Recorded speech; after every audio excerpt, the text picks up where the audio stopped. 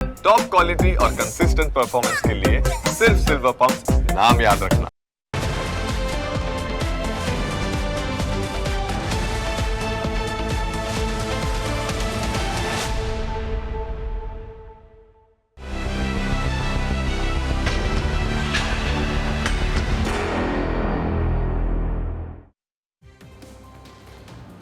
તમે કોઈ હોસ્પિટલમાં જાઓ તો એ વિશ્વાસ સાથે જાઓ છો કે ડૉક્ટર તમને સાજા કરી દેશે, કારણ કે ડૉક્ટરને ભગવાનનું રૂપ માનવામાં આવે છે. પરંતુ હવે ખાનગી હોય કે સરકારી, તમામ હોસ્પિટલ પરથી દર્દીઓનો ભરોસો ઉઠી જાય તે પ્રકારની ઘટનાઓ સતત સામે આવી રહી છે. અગાઉ ખ્યાતિ હોસ્પિટલ કાંડ અને 3 સ્ટાર હોસ્પિટલમાં કાંડ બાદ હવે વધુ એક મહાકાંડની વિગતો સામે આવી છે. જો તમને કોઈ બીમારી હોય તો તમે હોસ્પિટલમાં જાઓ, ત્યારબાદ તમને એવા આશ્વાસનો આપવામાં આવે કે તમે સાજા થઈ જશો, પણ દિવસો સુધી તમારા પર ક્લિનિકલ ટ્રાયલ ચાલતા રહે અને છેલ્લે તમારી ડેડ બોડી તમારા સ્વજનોને સોંપી દેવામાં આવે. આ તો એક કલ્પના હતી, પણ આવી જ કલ્પનાની હકીકતમાં જન્મ આપવાનું કામ અમદાવાદ કોર્પોરેશન સંચાલિત VS હોસ્પિટલમાં થયું હોવાના આક્ષેપ થયા છે. અમે તમને આખા કૌભાંડથી વાકેફ કરીશું, પરંતુ તે પહેલાં એ જાણીએ કે ક્લિનિકલ ટ્રાયલ શું હોય છે. જ્યારે કોઈ ફાર્મા કંપની દવાની શોધ કરે ત્યારે તેનો પહેલો પ્રયોગ પ્રાણીઓ પર કરવામાં આવે છે, અને જો આ પ્રયોગ સફળ થાય તો મેડિકલ કાઉન્સિલની મંજૂરી માટે તેને મોકલવામાં આવે છે, અને મંજૂરી બાદ માણસ પર ટ્રાયલ માટે હોસ્પિટલમાં મોકલવામાં આવે છે. ડૉક્ટરની હાજરીમાં એક દર્દીને દવા આપી એના પરિણામો નોંધાય છે અને અહેવાલ ફાર્મા કંપનીને મોકલવામાં આવે છે. જો કાઉન્સિલ મંજૂરી આપે તો દવાનું ઉત્પાદન કરી શકાય છે. પરંતુ VS હોસ્પિટલમાં તો કૌભાંડ આચરવા માટે દર્દીઓની જાણ બહાર જ તેમના પર ક્લિનિકલ ટ્રાયલ કરવામાં આવી રહ્યું હતું. ગરીબ દર્દીઓ VS હોસ્પિટલમાં સાજા થવાની આશાએ આવતા હતા, પરંતુ તેમને જાણે કે મોતને ઘાટ ઉતારી દેવાતા હતા.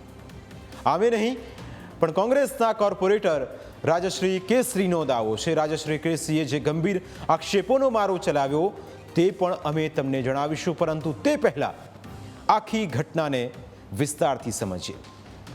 દર્દીઓ પર ટ્રાયલ થવાની ઘટનામાં વિજિલન્સ તપાસ કરાઈ હતી. તપાસ બાદ દર્દીઓ પર ક્લિનિકલ ટ્રાયલ કરનારા 8 તબીબોને સસ્પેન્ડ કર્યા છે. આ ઉપરાંત ફાર્માલોજિસ્ટ જે એક્સપર્ટ છે ડૉક્ટર દેવાંગ રાણાને પણ તાત્કાલિક અસરથી સસ્પેન્ડ કર્યા છે.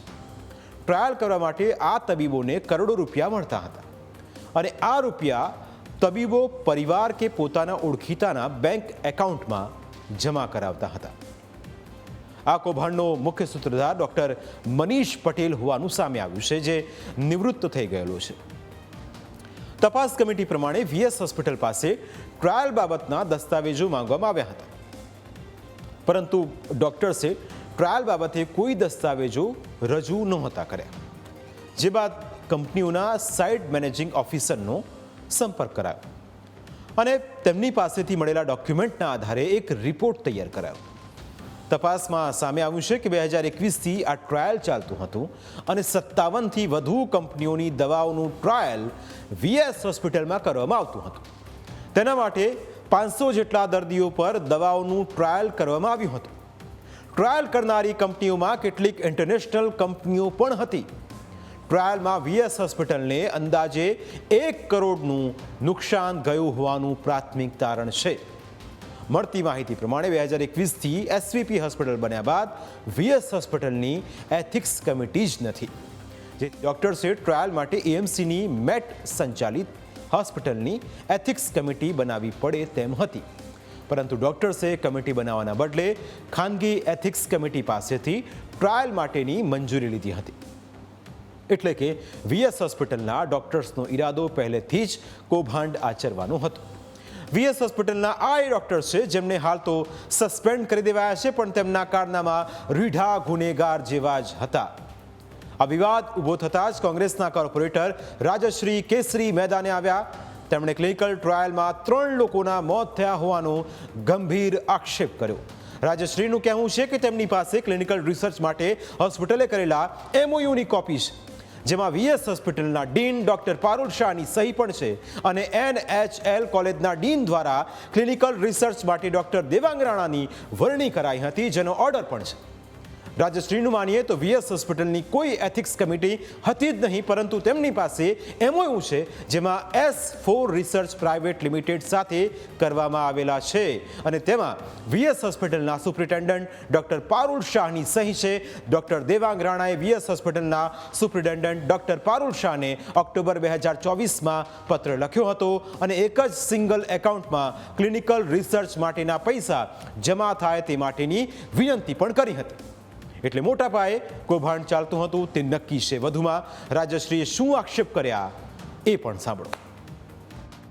કે દેવાંગ રાણા એ એક લેટર લખેલો છે પારુલબેન શાહને અને એમાં એવું ચોખ્ખું લખેલું છે કે હું આ એકાઉન્ટમાં પૈસા હું મારા એકાઉન્ટમાં પીઆઈ પ્રિન્સિપલ ઇન્વેસ્ટિગેટર તરીકે હું પૈસા છે એ એકાઉન્ટમાં ટ્રાન્સફર કરું છું અને મને એની પરમિશન આપવામાં આવે.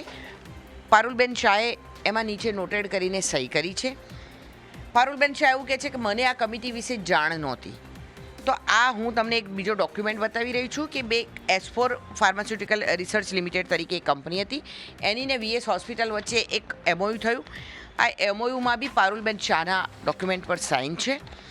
આવા ઘણા બધા ડોક્યુમેન્ટ મારી પાસે છે કે જે એવું બતાવી રહ્યું છે કે આ કમિટી હતી અને આ કમિટીમાં આ બધા જ ડૉક્ટરોએ ખોટા ડોક્યુમેન્ટ બનાવી અને કૌભાંડ આચર્યું છે. જે પૈસા વીએસ હોસ્પિટલના ટ્રસ્ટની અંદર જવા જોઈએ એ પૈસા આ લોકોએ પોતાના એકાઉન્ટની અંદર જમા કરાવ્યા અને જેની માટે આ લોકોની વિરોધમાં ફરિયાદ થવી જોઈએ એવી મારી માગણી છે.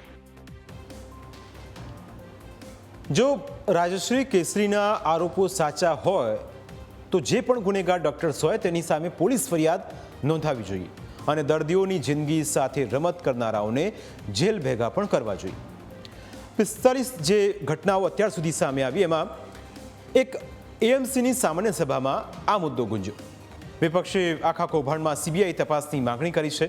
વિપક્ષના નેતાઓ અને કોર્પોરેટર્સે પોસ્ટર્સ અને બેનર સાથે વિરોધ નોંધાવ્યો અને વીએસ હોસ્પિટલના ડીન તેમજ સુપ્રિન્ટેન્ડન્ટને સસ્પેન્ડ કરવાની માગણી કરી. ये मानना है कि इन सभी लोगों के जो आंकड़े हैं, जो माहिती है उसको छुपाने में आ रहा है. कांग्रेस पार्टी इसका सख्त विरोध करती है और कांग्रेस पार्टी का ये भी मानना है कि इसी प्रकार की रिसर्च के नाम पर जो कौभांड है वो एसवीपी में, एलजी में और शारदा बहन में भी चलते होंगे. इन सभी अस्पताल में भी जांच बैठनी चाहिए. કોર્પોરેશનના સત્તાધીશોનો દાવો કર્યો કે 15 દિવસમાં લીગલ કાર્યવાહી કરવામાં આવશે. સમગ્ર મુદ્દે મ્યુનિસિપલ કમિશનર બંછાનિધિ પાનીએ ખુલાસો કર્યો કે વીએસ હોસ્પિટલમાં એથિક્સ કમિટી ડોક્ટરોએ બનાવેલી હતી પણ તેના માટે કોર્પોરેશનની મંજૂરી નહોતી લીધી. તેમણે દાવો કર્યો કે તપાસમાં જે ફાર્મા કંપનીઓના ટ્રાયલ થયા છે તે બહાર આવશે અને ફાર્મા કંપનીઓ સામે પણ તપાસ થશે. પણ તપાસ અત્યાર સુધી કેમ આપને ખબર ન પડી એ પણ એક મોટો પ્રશ્ન છે. આખા પ્રકરણમાં વીએસ હોસ્પિટલના ડોક્ટર્સને સસ્પેન્ડ કરાયા છે તેનો મતલબ એ સ્પષ્ટ છે કે કૌભાંડ થયું છે અને આ કૌભાંડમાં મોટી માછલીઓને છાવરવામાં આવી રહી હોય તેવું પણ સ્પષ્ટ લાગી રહ્યું છે. ક્લિનિકલ ટ્રાયલ કરવાના આખા પ્રકરણમાં સરકારને પણ અંધારામાં રાખીને આખું કૌભાંડ આચરાતું હોવાનું સ્પષ્ટ થાય છે. એટલે કે રૂપિયા માટે આ ડોક્ટર્સ કઈ હદ સુધી જઈ શકે છે તમે આ કૌભાંડ પરથી અંદાજો લગાવી શકો છો. હજુ પણ અસલી ગુનેગારો સામે કોઈ જ કાર્યવાહી નથી થઈ. સમગ્ર મામલે હોસ્પિટલના સત્તાધીશો બચાવની મુદ્રામાં જોવા મળી રહ્યા છે. ક્લિનિકલ ટ્રાયલમાં કોઈનું મોત થઈ જાય તો પણ આખો ખેલ ચાલતો હતો. એટલે તમે કલ્પના કરી શકો કે આ ડોક્ટર્સે કેટલા નિર્દય છે. જે ડોક્ટર્સને ભગવાન માનવામાં આવે છે તે ડોક્ટર્સને લોકોની જિંદગીની કોઈ જ કિંમત નથી. આવા ડોક્ટર્સને કડકમાંથી કડક સજા થવી જોઈએ. એટલું જ નહીં, આ કૌભાંડની વિગતવાર તપાસ કરવામાં આવે તો હજુ પણ ચોંકાવનારા ઘટસ્ફોટ થઈ શકે છે. કારણ કે વીએસ હોસ્પિટલમાં ન જાણે કેટલાય દર્દીઓ ગયા હશે અને એમની પર આ જ પ્રકારના અખતરા થયા હશે. કદાચ એ દર્દીઓને ખ્યાલ પણ નહીં હોય કે તેમના બોડીમાં કઈ દવાનું સેમ્પલ એડ કરવામાં આવ્યું હતું, કયું ઇન્જેક્શન અખતરા માટે આપવામાં આવ્યું હતું, બોટલની અંદર જે ઇન્જેક્શન નાખવામાં આવે છે એ ઇન્જેક્શન કઈ કંપનીનું હતું અને એ ઇન્જેક્શનથી તેમના શરીરમાં શું થયું એ કદાચ આ નિર્દોષ દર્દીઓને ખ્યાલ પણ નહીં હોય. પણ આવા શૈતાન ડોક્ટર્સે જો આવું કર્યું હોય તો તેમને સખતમાંથી સખત સજા થવી જોઈએ.